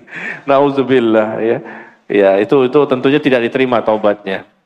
Yang ke-8 terakhir. Bagi orang yang memang memiliki pengikut, memiliki jamaah, ya, mungkin dia ustadz, tokoh agama, tokoh masyarakat, lalu dia pernah berbuat salah kepada mereka dalam menjelaskan, dalam memberitahukan sesuatu, maka taubatnya adalah dia menyampaikan kembali kepada jamaahnya dan masyarakatnya tentang kesalahan yang pernah dia lakukan. Illal ladzina tabu wa aslahu wa bayyanu fa ulaika atubu ilallah. Ya. Apa dikatakan oleh Allah? Tadi betul Al-Baqarah 160. Nah, baru di situ Al-Baqarah 160. Orang yang punya pengikut, punya jamaah, punya kelompok, dia pernah menyampaikan sesuatu yang salah, maka cara tobatnya gimana? Dia datang lagi kepada mereka dan menjelaskan, wahai hadirin, wahai jamaah, ana kemarin salah, ana minta maaf, yang benar tuh seperti ini, yang kemarin tuh salah. Nah, caranya apa? Memberitahu kepada jamaah. Ayatnya apa? Al-Baqarah 160. Kecuali mereka yang bertaubat, lalladzina tabu, ya, yang memperbaiki dirinya, menjelaskan, kata Allah, maka merekalah orang-orang yang aku terima taubatnya. Kenapa? Bertaubat, memperbaiki diri, dan menjelaskan kesalahan-kesalahan yang pernah dikasih tahu ke orang lain. Jangan sampai orang lain terus melakukan itu. Dia udah tahu tuh salah, didiemin. Kalau saya kasih tahu malu dong. Bagaimana saya? Apa kata orang nanti? Apa kata dunia? Ya. Nah, ini nggak boleh. Tapi syaratnya dia harus menyampaikan, meskipun ya mungkin konsekuensinya dia mungkin malu segala macam, nggak masalah. Yang penting selamat nanti di akhirat. Ini kalau memang dia ada mungkin pernah menyampaikan ke orang lain sesuatu yang salah, perbaiki, sampaikan sekarang yang benar. Ya, itu ada ayatnya ya. Jadi semuanya ada dalilnya. Nah, yang terakhir ini ke-8 di surah Al-Baqarah ayat 160. Sampai di sini barangkali. Masya Allah. Masya Allah. Jelas banget ya Mbak Nisa ya. Jelas, gamblang, dan kita mohon kepada Allah, semoga Allah mudahkan kita bisa mengamalkannya. Amin. Amin. Ustadz, terima kasih banyak dan semoga Allah mudahkan kita kembali melanjutkan pembahasan kita di Rabu yang akan datang insyaallah. Dan kepada antum semua, jazakumullahu khairan. Semoga Allah balas kebaikan antum dengan kebaikan yang banyak. Hati-hati di jalan dan